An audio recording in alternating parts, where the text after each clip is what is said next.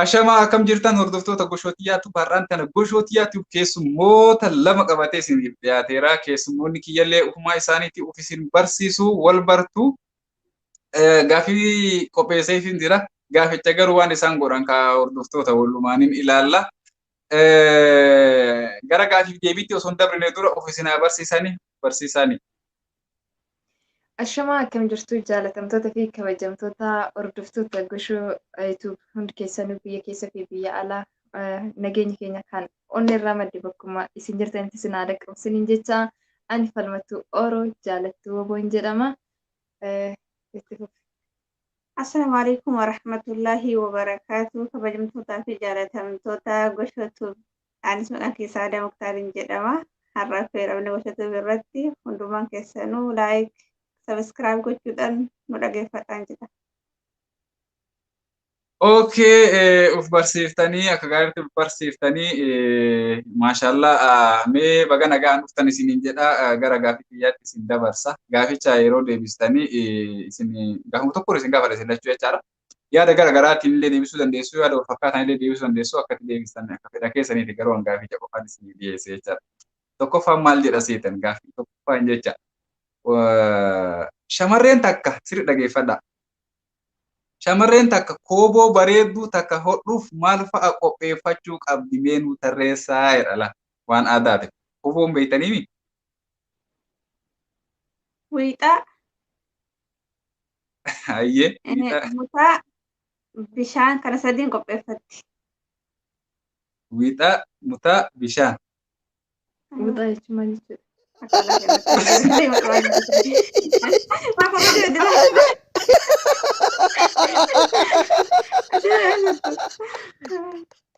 Hayyee.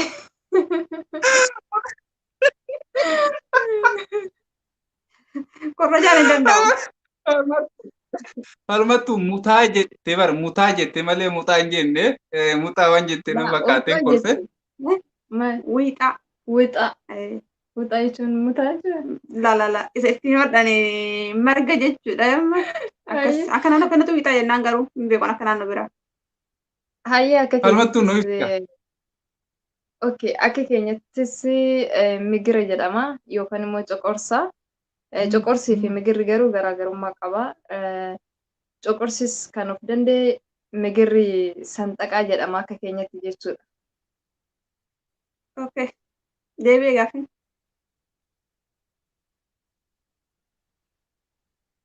Kana qopheeffatti jechaadha shamarri takka kooboo bareedduu takka hodhuuf.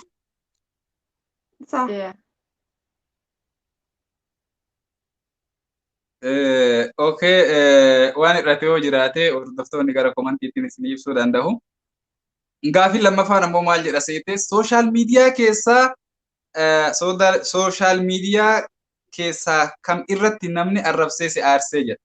Feesbuukii haa ta'u, iimoo haa ta'u, waatsaappii haa ta'u, san akkaataa isintu beeka waan ta'eef kanneen keessaa kam irratti namni arrabsee si aarsee beeka. Messenjera isaa ta'uu. Yaa ana Facebook irratti jechuun Facebook irratti laayivii yeroo dheeraadhaaf kan waraabaa.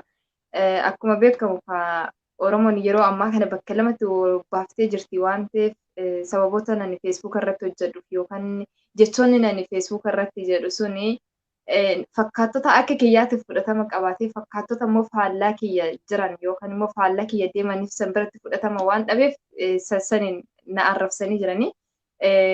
Yeroo duraaf baay'ee tokko aareetti nan ture.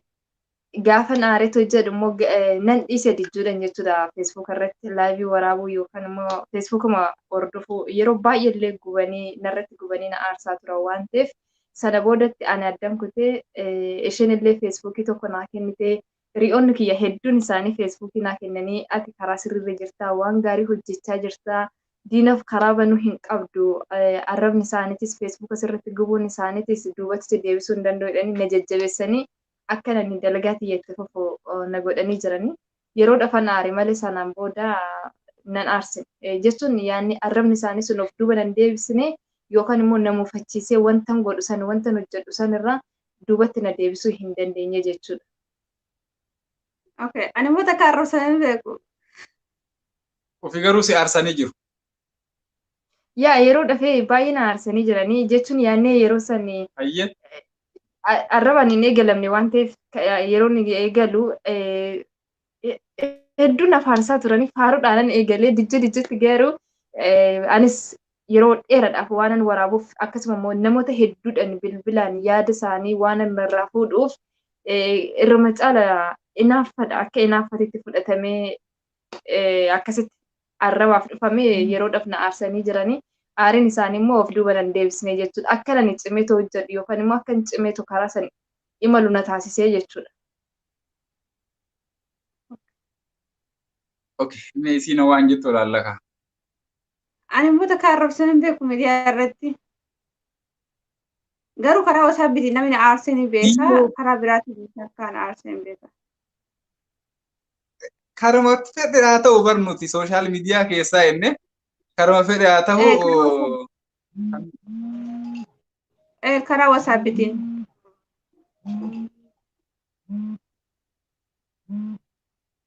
Okay, karaa WhatsAppitiin si aarsanii jiru.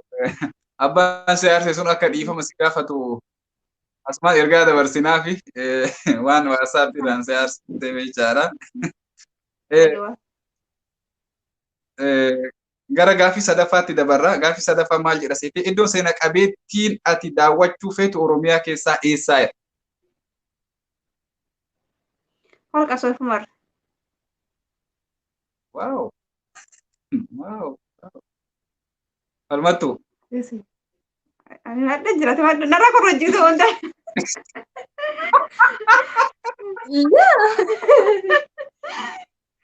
Ay gudii kee yalla. No abdii akka musinna hojjechaa jirtan ani as ta'e oduu waan ati dubbatti sin dhageen inni achi si dhaga. Yalla an xumuree jira. Holqa Soofumar daawwachuun barbaada ugalee. Okay, falmattu ati jechuun ati bakkuma daawwachuu feetu san nuu ibsi. Ani dhugaa dubbachuuf bakki ani daawwachuu fedhu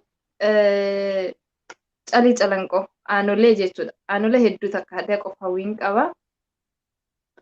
Achidha fedhiin koo. Okay, rabbi nagaan biyya sanii nu galchee nu daawwachiisu ka biyya feenu sanii jechaadha bakka feenu sanii. Dhugaadha iddoon lamaanuu iddoo seena qabeettiidha jechaani aanolee fi calanqulleen bakkuma daawwatamuu qabudha dhaloota ammaatiin. Holqi Soofumarilleen bakkuma daawwannaaf baay'ee barbaachiftuudha. Bakkootuma gaggaarii filattanii isin lamaanuu jechaadha. Galatooma jechaa gaaffii arfafatiin isin dabarsa. Gaaffii kana falmattuun baay'ee jaalattu haa ta'u bultii ijaarrachuu fi kan yaadda'u dhiira moo shamaraa? Yookaan dargaggeessa moo shamarrantu ani ijaarradhe jedhee yaadda'u? Taraadhaan inni aballotti dubbadhu jedhee anarraa gara keetti taakutu yookaan si jedhee ana haa jedhu malee inni afaan dubbannaan hin dubbatin hin deebisu. Dubbitti yoo deebistee sodaadhee jira. Jechuun hin dubbinu hawaasa kana. Rakkoon qabu. Rakkoon qabu illeen.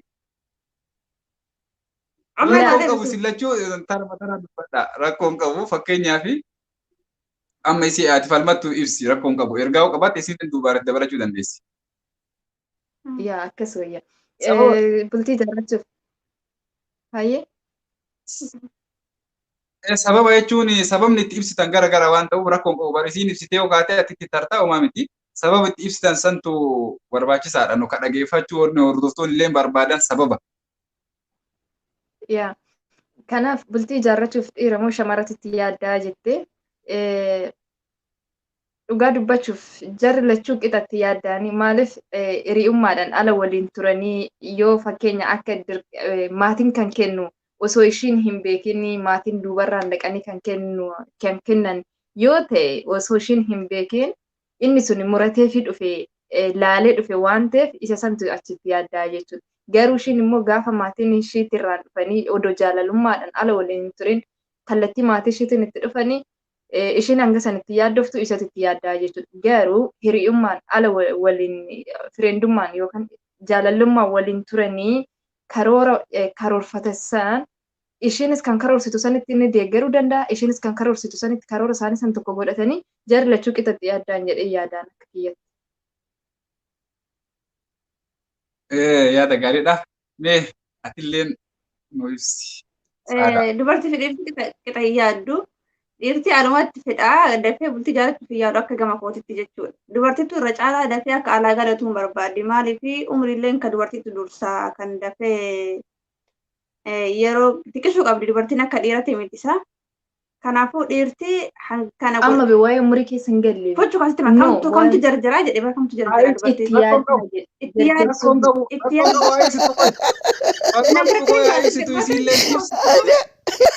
Dubartiin takka gaadhi alatti wajjin turuun fedhan. Nama karaa kana na cunqursitee kummata ganni.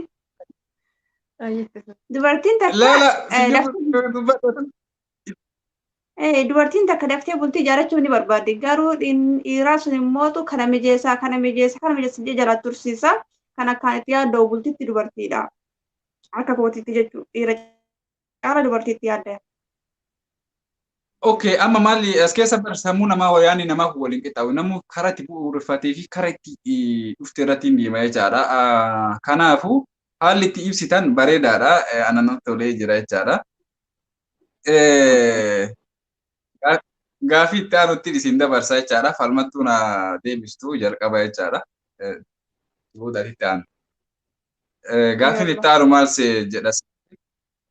Gaafii shanaffaa jechaadha. Dhiironni qaama shamarranii irraa eessa jaalatu jettee yaadda?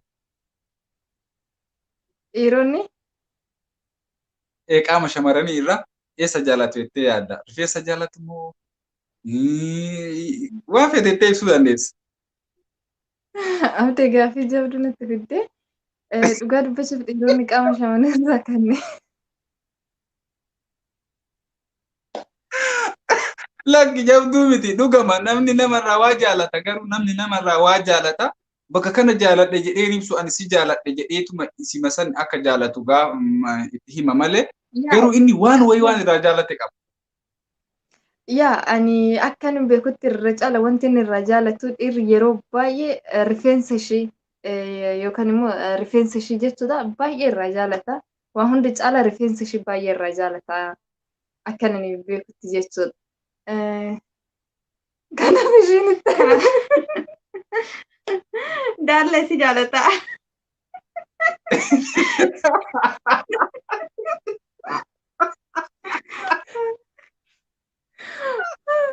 Dhugaadha. Daalli jechuun. Dhugama.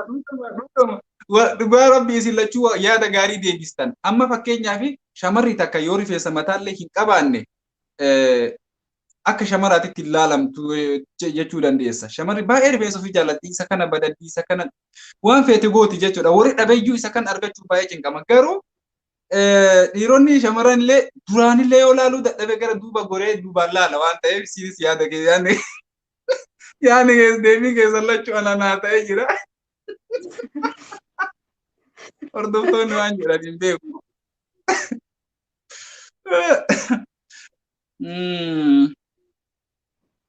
Okay, amma gaafii keessan waluma fakkaataadha jechaadha. Gaafii isin hunda isin lamaan keessa yoo waan jiru ta'uu danda'a wantichi hin beekamu garuu waan jettanii deebistan boodan laalla. Shamarran qaama dhiiraa irraa eessa haalaan jaalatu jettanii yaaddu? Nu ibsaame. Deebisan sirraan korojaa. Kana jaalladhaa fi kiyyaan akka nama tokkotti. Dirree.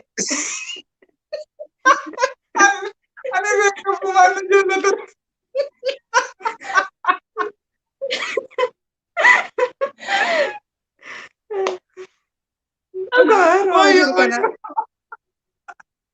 Nanti ya Ramiana mereka buat kami tadu, tak kuat aku ngeranjiran koko gara. Itu kebelasin. Me formato hati swajeri kak. Ani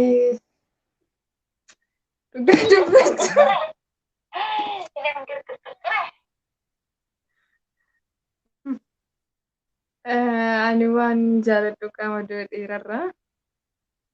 Ani areeda nan jaaladha. Areeda akkanatti asirraan jechuudha. Ayyee. Asirraan akkanatti asirra. Ajaa'iba dhuguma rabbi waan kana keessatti salphatini waan jechuu barbaade jedhi waan gara jaalata namni dhuguma rabbii jedhee bara waan gara jaalata baay'ee waan dhugaadha. gara jaalata waliin fakkaatu malee. Bar takka takka carraa uffatee malee waan gaarii dallee sunnaadhaan jaalatamaa. Atis jaalataaf.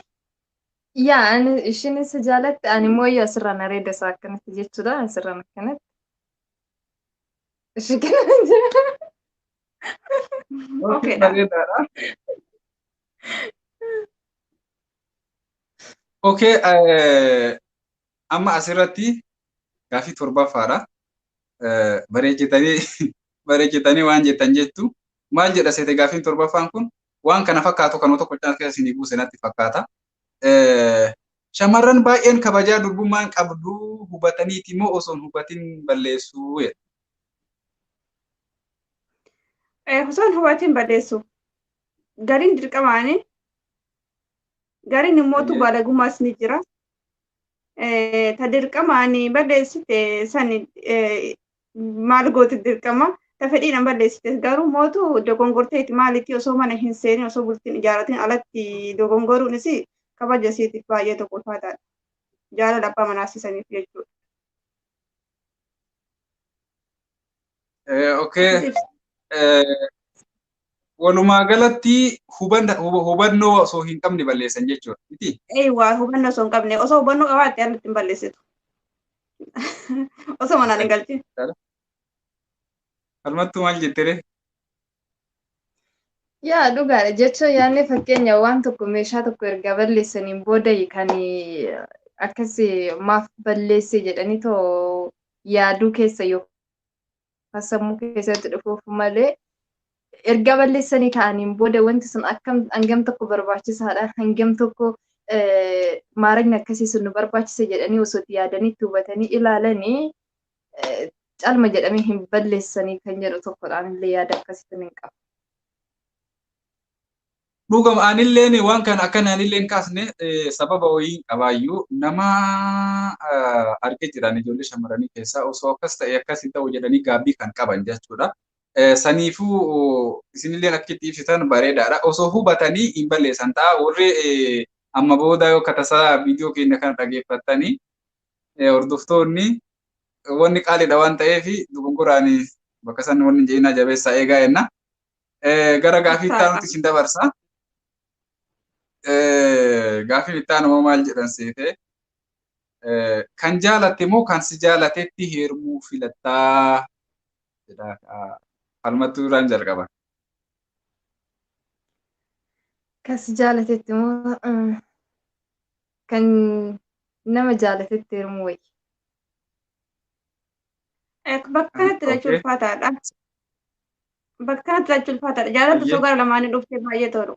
Maaliif tokko jaalate tokko hin jaalatin jaalalli takkaa gaaran baatu tokko hin jaalatin osoo lachuu wal jaalatanii gammachuu ni jaalatu osoo dhuftee baay'ee namatti tola.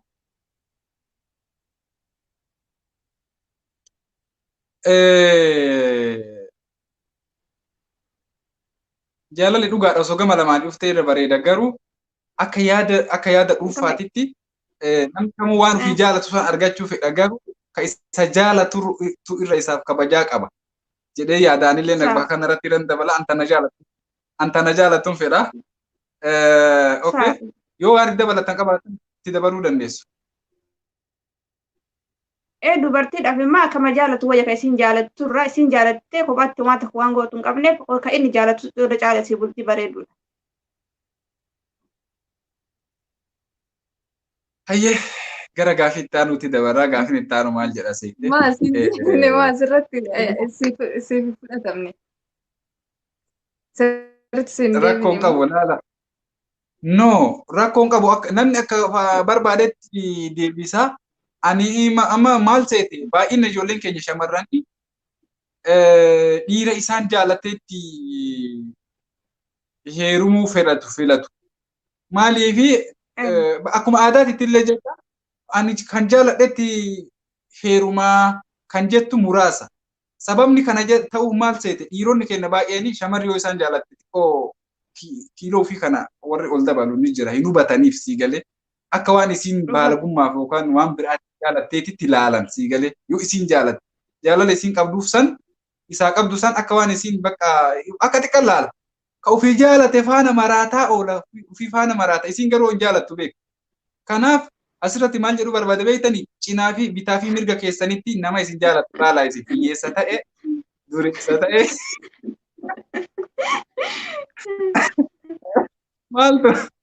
maaltu ilaata isin waan beektan qabdanii dureessa ta'e hiyyeessa ta'e bitaa mirga keessanitti nama isin jaalatu yoo taate laaluu qabdan dargaggootaaf jedhe kana. Shamarri nama hin jaalatti garuu baastee himachuu waan hin dandeenyeef jecha. Dhugaa feeti. Hayyee. Gaafii salgaffaan akkana jedha. Ijoollummaa kee keessatti kan balleessitee dagachuu dadhabde maalii jedha. Ani ijoollummaa keessatti kan balleessee dagachuu dadhabee tokko quraanaan deema beektaa achuma osoo iidiin hin gahin uffata naa bitan. Achuma waccu kun harka jedhe. Halkan okkadha ittiin rafaa. Waccu addisi kana oolchuu dadhabee jechuudha. Haga iidiin goosanii fi kaa'uu dadhabee oolchuu dadhabee. Namni jala kaayadhee yogguu rafan immoo uffadhee ittiin rafaa. Achuma ani jala hiikkate beeku guyyaa naadhaan hiikkate ishiniidha. Guyyaan iidiidha akka uffadhu rafe himuudhaaf sodaadhe. Kana baay'ee tokko seenee guyyaa iidaa sanii hodhadhe. Arganii eegan uffadhee gabbee naa hodhadhe. Kana yaadadha. Ijoollummaan waa baay'ee keessaa qabdi. Mee falmattu ati hoo maal yaadatta? Ani balleessaa osoo hin taane waan balleessa jedhee waan itti yaadadhu hin qabu garuu mudannoon qabaa jechuudha. Mudannoo ijoollummaa keessatti osoo har'a ta'e kan jedhu tokkotu natti dhagahamaa jechuudha. Inni sunis maalidha? Ximqata isaa akka dheengaddaa kana jechuudha. Ayyaana ximqataa namni wallaalee jira jedhee hin yaadu jechuudha. Sigalee ayyaana ximqataa kanarratti maazariitiyaa uffata nu bitte obboleeyyan kiyya hundumaan iyyuu jechuudha kan dhiiraatiinis kan shamaraatiinis waluma qixa uffata nu bitanii uffanni kiyya kan naa bitame kuni kan obboleeyyan kiyyaatirraan adda jechuudha. Obboleeyyan kiyya gaafa uffata kana arganii kan akka shimaaf nuuf hin bitin kan jedhan harmee kiyyatti boohu waan ta'eef harmee kiyya siif hin binne ana bakka jechuun adda na jaalatan maatiin kiyya haadha kiyyallee abbaan kiyyallee adda na jaalatan obboleeyyan kiyyarraa jechuudha. Achumaan jennaan inni uffata kan isaan irraan addate bareedinaan illee gatiidhaan illee kan isaan irraa addate naa bitte isa san dhoksitee galgala naaf kennuuf dhoksitee jechuudha. Achumaan gaafa uffanni kun naaf kennamee ilaalu uffanni kun kan obboleeyyan kiyyaatirraan adda akkasuma immoo micoon tokko hin jirti ollaa keenya ri'aatiyyaa. Uffanni ishii bitame uffata maal bareeda garuu bareedinatti kan kiyya santuu caala ishiin maal laan jette kiyyatu bareeda kan kee waan tokko hin bareedu naan jette achumaan galeessamiif dachee walitti gabbise maatii kiyyatti jechuudha harmeen tiyya naan lolte kan keetitu bareedaa birrii hanganaati nan bite jettee akkatti birrii na fuulduratti gabbaaftee birrii kana fuulduratti lakkooftee kan isaanii birrii hammanaati nan bite kan kee birrii hanganaati nan bite jettee natti agarsiifte na hubachiisuuf yaaddee jechuudha ani immoo ishii sun alaa akkas naan jettee jirti waan ta'eef harmee tiyyaaf dhagahuu hin dandeenye achumaan ayyaanni kun laal bultii sadii tafee borumalee iftaan kan jedhamu halkan san oduun akkasitti bohuu hin bulee ganama maalan godhee nan ka'ee olotii nan qaba jechuudha. Olotii baay'een jaaladha horsiisuu jechuudha.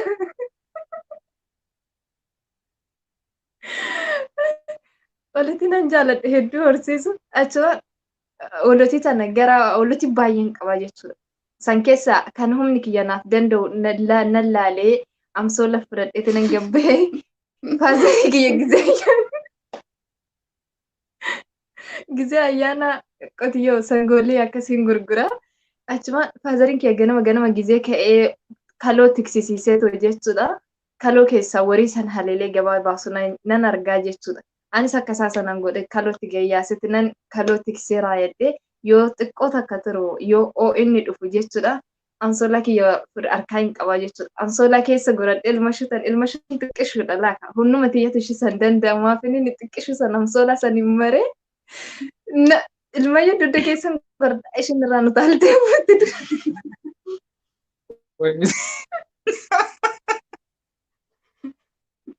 Dugdatti baattee magaalaa geessuufi. Yaa magaalaan tokko nutti dhiyoodha hin jira. Dhiyoo osoo hin taane yaadni anaaf fagoodha. Nama jabaadhaaf dhiyoodha. Ana immoo xiqqishu waan hin ta'eef anaaf fagoodha jechuudha. Achumaan ilmaayyuu tana dugda keessatti baadhee nan deema jalattan kufaa wajjinii nan boohan irratti fincoofte maal jettee bakka na balleessitee jirti hedduu takka jechuudha.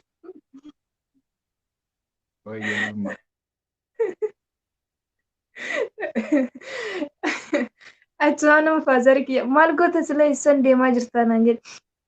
Wayyaa naa bitaa isin jennaan wayyaa hin bareenne naa bittanii wayyaa bitachuun hin deeman jedhaan inni faazarii kiyya na duuba deemaa hin laalaa warroonni immoo gabaan gabaa ayyaanatti waan ta'eef warroonni gabaa deeman hunduyyuu hin maraattee sila micoo maal taate eessan deemta sila naan jedhan wayi miskiinati naan jedhan ilaa har'a sana warroonni ollaa keenya warroonni gizee sana argan jechuudha yoo na argan haadha ilmashuu naan jedhan natti kolfan hedduu takka jechuudha ilmayyuu sun deemte maal laguute bishaan lagni wayii hin jira jechuudha laga sannan cahoonan jedhu ansoolaa keessatti ishiin ukkaanfamtee jirti garuu giddumaan itti siqa malee kufaa ka'an ittiin deema yeroo bakka bishaanii ga'u jechuudha bishaan akkanatti tarkaanfatanii caala bishaan sanitti gannagattee jechuudha. Tananirraa fadhiinni kun mudannoodha akka mudannootitti malee balleessaa miti jechuudha. Wanni ijoollummaa keessatti hojjette kamuu ibsuu hin dandeessa. As keessallee osoo ijoollummaa qabaachuu baatte immoo hoolaa duwidatti hin baattu ijoollummaan waan hedduu nama gooti. Achi keessaa mudannoo baay'ee jira jechaadha. Inumaayyuu ani osoo na gaafatanii waan ijoollummaa keessatti dabarse kana guyyaan tokko guutuun waan naga'u natti hin fakkaatu. Waan hin dagannellee tokkomaayyuu hin dagannellee hin dagatanillee waan ijoollummaa waan ta'eef jecha baay'ee yaadatanii. Waan achi asii waa beeqa dagattanii amma isin waan ijoollummaa kana gammaa yaadatu. Sammuu yeroo sanii adda beeta. Waa qabdi. Isaa dhugaadha. Ayyee amma gara gaafii itti aanutti isin dabarsaa gaafii 10ffaadha. Carraa maalii argattee si mijachuu dhabee jedha. Yaadattu jechuudha waan wayii carraa wayii argattee garuu si hin ani carraa hedduu argadhee carraa suni na mijachuu dhabee jira. Yaa naaf hin mijanne jechuudha. Carraa tokko lama ishuma waliin arganne irra caalamuyyuu carraa hedduun argadhe hedduu san keessatti garuu har'arra boru naa ta'a boru reeftaan naa ta'a jedheetinan guyyoota sanan taa'ee eegaa jechuudha. Abdiis hin muranne of duuba sin deebine carraa akka biyya Awurooppaa nan argadhe carraa akka biyya Kaanaadaa nan argadhe carraa biyya Jaappaan nan argadhe garuu isa kana nan argadhe malee naaf hin taane naaf ta'ee yaannee bakka san ga'ee bakka na ga'ee jedhee dubbachuuf ni ulfaata. Carroota kana hedduu argadhe jechuudha. Ani muutuun beeku carraa tokkicha Kanaadaa mokkoreen ture. Egas waraqaan hunduu xumurameeti gaafa Hacaaluun du'u deebuudhaaf bulii muraasa nu hafa ture. Achi booda tokko ni hatee beeku waraqicha. Malee carraan biraan qabu carraan mokkoreen jiru. Okay, carraa ni beektee kun amma fakkeenyaaf namni lafarra deemu kun hundi isaa waan garaagaraa qaba jechuun sababa garaagaraatiin mijachuu dhabaa fi sababa mijachuu dhabeef san baasee ibsachuu yoo taate sababa garaagaraatiif carraan dhufee nama jala dabra garuu na jala dabree nu jala dabreera jettanii waan karoorfattan irraa akkana jechuun yaadina DBS dhufuu mala waan ta'eef jechaadha. Kan beekneen isin jajjabeessa. Sirba aadaa naannoo keessanii keessaa tokko nuuf sirbimee jedha. Gaafii 11ffaadha kuni. Sirba aadaa naannoo keessanii keessaa kan barbaadan sirbuu dandeessu. Dhugaa ani kiyyaa sirbee hin beeku sirba deemellee hin beeku garuu sirba aadaa hin dhageessa alarraa dhageessa. Sirba aadaa jechuun sirbuma dubartoonni mana keessatti yeroo waa dalaganillee sirba naa ta'u sirbi aadaa sirba loonii jira. Sirboonni aadaa hedduu jira ammayyaa osoo hin ta'in. Yaa shaggeetii yaa I love you waddi shaalloo kan jiru sanii miti. Dhugaa waan akkasiin sirbeen beeku. Waan akkasiin sirbeen beeku. Hoolatiin isaa ture hoolatiin ijoollee.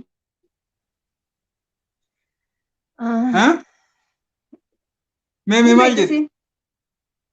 Yaa ani kan beeku sirbeeru naatti ifa wajjin.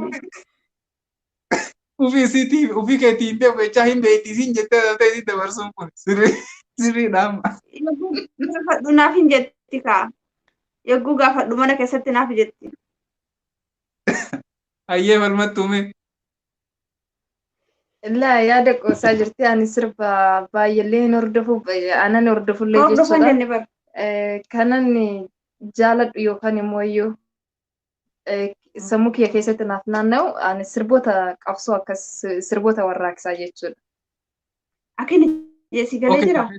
Yaa. Sirba kafeete naannoo jechuu keenya dandeessa. keessa. Kafeete jechuu dandeessaati. Kan Jedhiidha naannoo moo aadaa naannoo jedhee. jaalattee jedhee Jedhii jedhedha. laasumatu jedhi haa jettu jettee malee yoo Kan natti duruma hin jedhu. qophiin akkasuma dhugaa. Isaa tokko. Ila akkana jedha laala isinii deebi'a. Sirba aadaa naannoo sirba aadaa naannoo keetii tokko nu sirbii jedha. Isin lachuu jechaadha gara garatti jechaadha. Akkas deebiin akkas jedha garuu isin ani sirban beeku Akka jetteetti. ifama na godhe. Okay faallatti. Beeku. Ilaalan beeku. Abdii maala si sirba kaa maala si sirba. Ishuma xiqqoo ishee waan tuqe ni gaa miti. Ni gaa'ee baay'ee miti bar. Xiqqoo gaa'ee baay'ee miti. Yalla.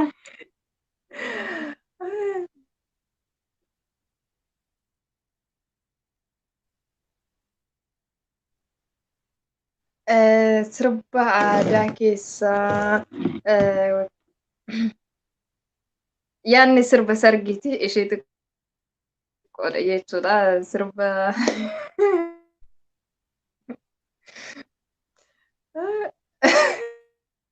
jedhi. Jechuun ani hin beeku jee jira waraanni firnaa kuti jee ifama gaafadhe. Jasa abdiin beekuu saala lafootuu karaa gamaa masaa maxxannee masaa maxxannee ijaa abdee laalteenii isinii itti naatufi. Kun gara sirba sargiiti sirba aadaati miti sirba aadaa ani baay'ee hin beeku. Harka ofuma midhaan ta'etti. Abdiif miisee walitti faarsaa walitti faarsaa. Akkasitti akkuma manuma hin danda'a. Sirba aadaa jechuun yeroo rakkoon qabu. Sirba aadaa jechuun maal seete? Sirba aadaa yeroo barbaadame fakkeenyaaf sirba aadaa kan jedhamu yeroo hamaa haa taatu yeroo fudhaa haa taatu yeroo heerumaa kanuma jedhamu. Kanuma jedhamu keessaa tokko jedhi jennee jettee jirta galatoo. Kattaanu maal jedhasete dhugaa fi dhumaatiin kuni. Tapha aadaa Oromoo keessaa tapha kam jaalattaa jedha. Tapha aadaa Oromoo kan naannoo keessan jiru keessaa taphuma aadaa Oromoo ta'ee kama naannoo keessanii ibsitu. Kama naannoo keessanii beektu. Tapha aadaa keessaa. Ani tapha goobee nan jaaladha. Goobee hedduu nan jaaladha jechuudha. Goobee kanarrattis yaadannoo wayitanin yaadannoodha moo muudannoodha waan akkasii tan qaba. Goobeen tuni kan dhiirati jechuudha kan dhiirri taphatu jechuudha halkan deemanii taphatanii jechuudha si galee yeroo akkas masqalli gahuuf yoo waan xiqqoon haftee goobee tana halkan manarra deemanii birri guurratan saniin ammoo sangaa bitanii to jechuudha. Kan fedhe mana ofiittiin galataa kan fedhe immoo qalee raawwatee miskiina nyaachisaa jechuudha. Tapha goobee kana nan jaaladha. Isa kanan jaaladha. Ati yoo saadaan jedhu. Ani gisee uummanni waan akka sana jettu walittiin tissa ture waan akka sana illee dhageeffadhee bakka sirbaa dhaqee sirba aadaa keessaa hanganaa biyya alaa ofii kana miidiyaa irratti yogguu ilaalu sirba aadaa Jimmaatii fi aadaa Harargee natti tola. Malee sirbi aadaa Arsii aadaa Shawaa kunniin natti hin tolu. Yaani miidiyaa irratti ilaalee naannootti hin akarre waan ta'eef. Tapha aadaa. Tapha naannoo keessatti taphatu. Ijoolleen taphattu. Tapha ijoolleen orotii keessa taphachaa turte san yaadadhu. Duduba laaqaan meeshaa hojjechuu saniin jaaladha. Intala heerumsiisuu malee waan akkasii yaani tapha sirbeen taphannu gisee ijoollummaatitti bakka walitti isutti duduba kanaa fi korki jedhanii kurree faantaa kanneen jaaladha hedduu hiqa jedhan tokko mushurraa. Okay, gaaffii keenya xumurree jirta. gaafii keenya gaafii deebii keenya xumurree jirra. Hordoftoonni keenya gammaatti dhufaa turtanii hordofuudhaaf hedduu galatoomaa isin jenna isinillee keessummaa taatanii asin nu biratti argamu keessaniif hedduu isin galateeffadha. Kutaa lammaffaa jedheellee gaafii baase qaba. Sani yeroo biraa dabarra. Mee yaada yoo qabaattanii hordoftootaaf naaf dabarsan isin jedha. Hayyee duraan dursee abdii atillee hedduu takka galatoomii keessummaa nu gootee jaalalaa fi kabajaan asitti istiidiyoo keetitti nu affeeruu keetii fi galatoomi siin jecha akkasumallee mooyyuu jaalatamtoonni fi kabajamtoonni hordoftoonni goshoo itoo biyya keessa fi biyya alaa teessanii koomentii sheer laayikiin jajjabeessaa jirtanii yaadota garaagaraa qoodafiitoo jirtanii galatoomaa sheeriin keessan laayikiin keessan maatii ta'uu fi keessan ammallee jabaatee ittaaf uffisiniin jedha. Akkasuma asumaan galatoomii hordoftoonni keenya hanga ammaa waan nu wajjin turtaniif galatoomaa isiniin jecha yaada qabdanii fi qeequmsa qabdan immoo yoo koomentii jalatti nuuf teechisaa koomentii keessan ni ilaallee achi keessaa yaan gaafii yoo jiraate gaafii ni deebisna qeequmsis yoo jiraate immoo jaalalaa fi kabaja ni fudhanna dogongora keenya nuuf ibsaa isiniin jechuu barbaanna galatoomaa jabaadhaa wal jajjabeessaa mucaan kun kan keessanii. Yaadii irratti rakkumaan qaba. Hordoftoota dhaggeeffata. Si dhaggeeffata? Hayyee. Rikoordi takka eegartee naarra deema sa'aatii lamaati. Addaan kutuun beektu. Yoo jala gaafasa. Mee kan kee mana dhaggeeffadha. Daqiiqa sii qabaatu. Hayyee jaalatamtootaa fi kabajamtoonni goshatu. Hundumaa keessanuu wal jajjabeessaa obboleewwan kiyyaa namni ilaaltan hunduu awwala sabiskiraayib laayik godhaatee achi booda immoo viidiyoo hanga isa dhumaa dhaggeeffadha. Sabiskiraayib kan jedhamtu sana waan wallaaleef maanti ta'a. Kanaafiyyuu sabiskiraayib godhaatee wal jajjabeessaa ijoolleen Oromoo hundumaa keessanuyyuu ka bira geettan bira hin dabrinaa. Kanaafuu inshaallah wal guddisaan isin jedha abdatillee kuma dhibba guutuu yeroo muraasa keessa sarpiraayisii siif goonaaf shir. Tole keessummaa taatanii asitti na cinatti argamtanii na kofachiistanii na gammachiistanii hordoftoota kiyyaa immoo fata jedhanii mitiiree warri kun jechaadha hordoftoota akka gaariitti naa bashannansiisuu keessaniif hedduu galatoomaa isin jedha wal bira hin jirra.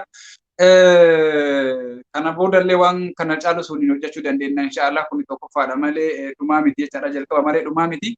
Waan baay'ee waliin hojjechuu dandeenya hordoftoonni kootii fi isinis onneen irraa maqaa hordoftoota goshootii yaatu beetiin onneen irraa isin galateeffadha.